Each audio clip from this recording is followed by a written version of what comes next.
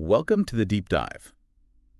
So you've shared some really interesting stuff with us, articles, notes, research, all looking at networking, basically, how it helps you grow, personally and professionally. Exactly. And our job today really is to dive into that material.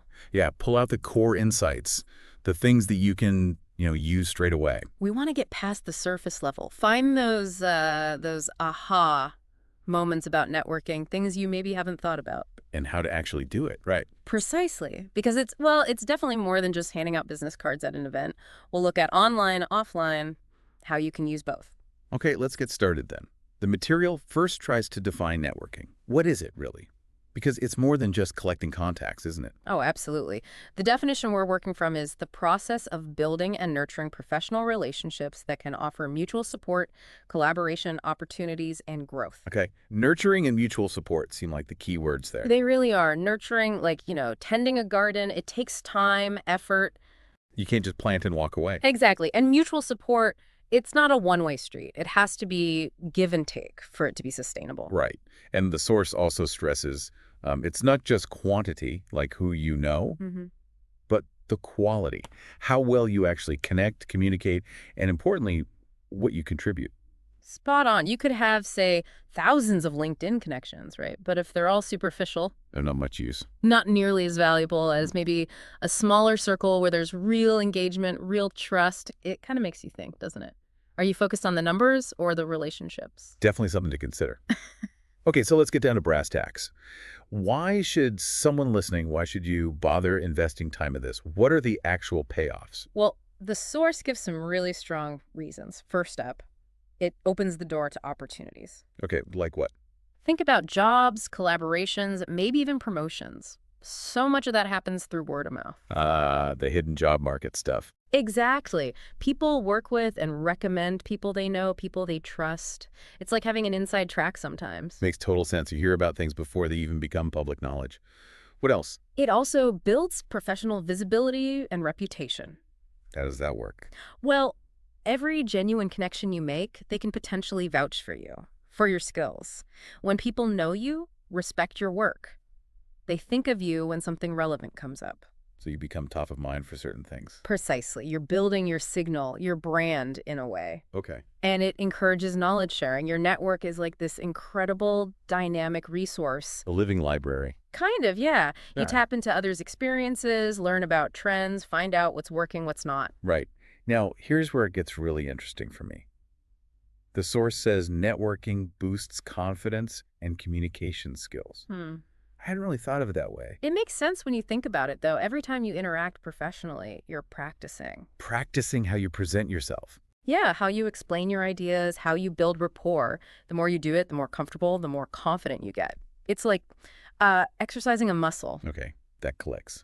And it provides support and mentorship. That's huge. Absolutely invaluable. Having people who can offer guidance, feedback, maybe just a sounding board when things are tough. Mentors sharing their journeys. Yeah, and just peer support, too. Brainstorming partners. It can unlock so much. And the last point mentioned was creating a safety net for career transitions. That feels particularly relevant today. It really does.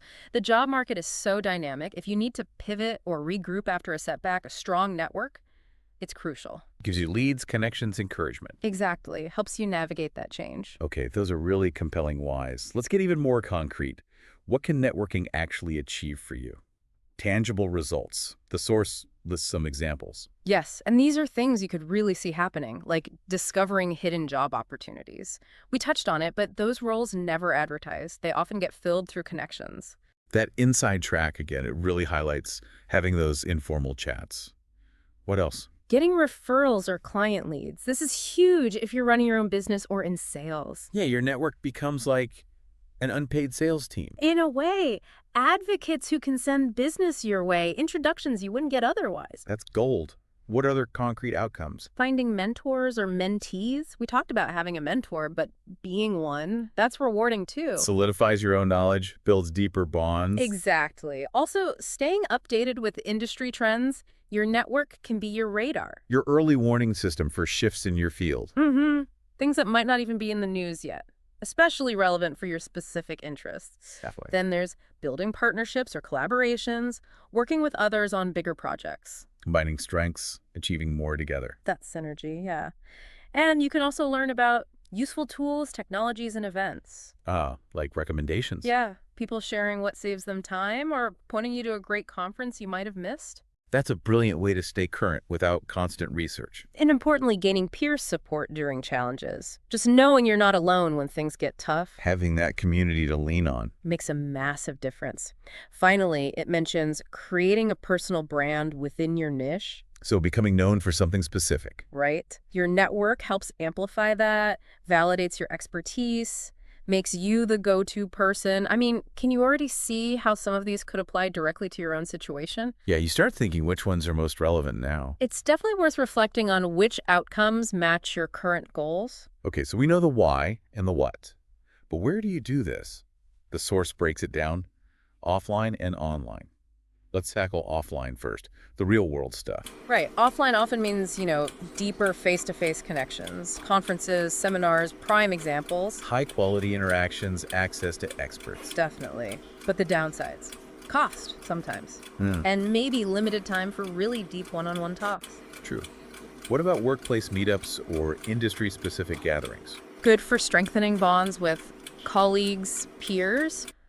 But the risk is your network might get a bit samey if you don't also reach outside that circle. Need that diversity. Professional associations are another option. Yes, they often have exclusive events, training, great resources, but usually there are membership fees, a longer-term commitment perhaps. Volunteering, Mm. serving on committees. That's an interesting angle. It's a great way to show leadership, build credibility, connect with people over a shared passion. But it takes time. It can be a significant time commitment, yeah. And alumni events.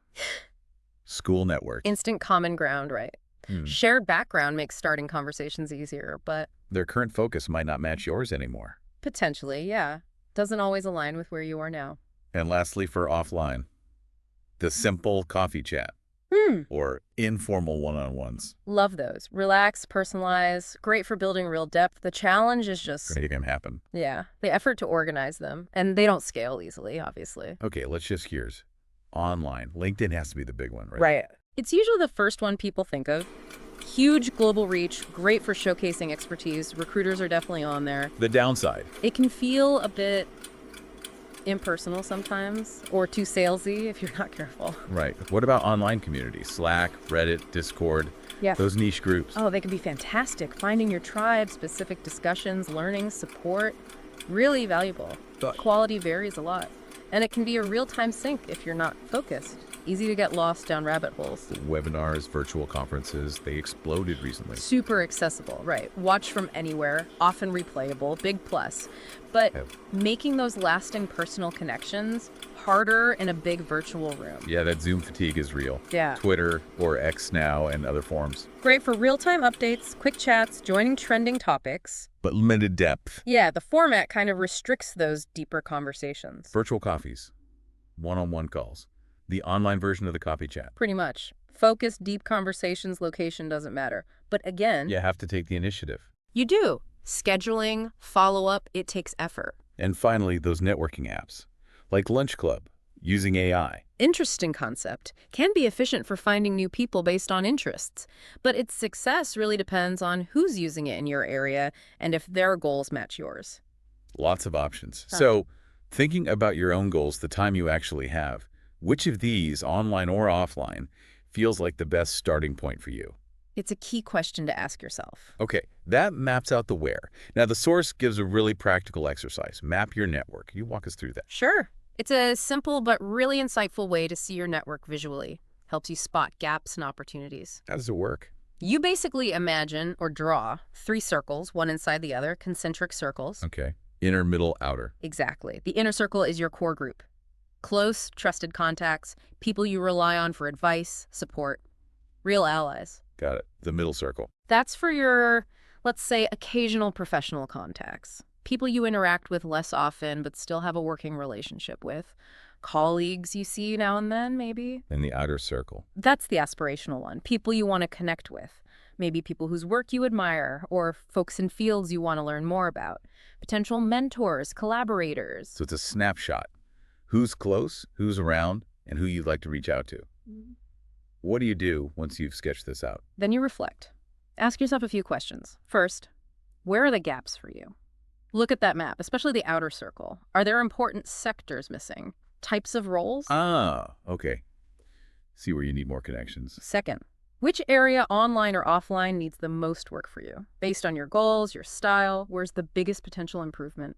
More coffee chats, more LinkedIn activity. Tailoring it to yourself. And finally, the crucial one. What specific actions could you take in the next 30 days? Make it concrete, send that message, schedule that call, attend that meetup. Makes it actionable, not just theory. Exactly. It's a personal exercise to, kickstart things, get you moving intentionally. That sounds incredibly useful. All right, wrapping up, the source highlights some key takeaways. Let's bullet point those as a final summary for everyone listening. Good idea. First big one. Networking is fundamental for long-term success. It's not just a job hunting tool. It's ongoing. Right, it's a career strategy. Second, Both online and offline offer powerful but different opportunities. You need to figure out what mix works best for you, your goals, your personality. there's no single right way. Third point, This is crucial. Building genuine trust and consistently providing value are key. It's about reciprocity, making deposits in that relationship bank. not just taking. Got it. Number 4, Strategic intentional networking leads to real growth. Better careers, mentorship, innovation through collaboration, being thoughtful about why you're connecting. proactive, not just reactive. And the final takeaway, Consistency and authenticity matter more than sheer numbers. A smaller group of real, nurtured relationships is way better than a huge list of people you barely know. quality over quantity, again. So thinking about all that, what really stands out to you? What's the main message? Well, for me, it reinforces that networking is learnable, it's doable, and it's essential. Yeah, summing it all up, networking isn't just, a nice extra. It's a vital skill for actually thriving professionally and personally.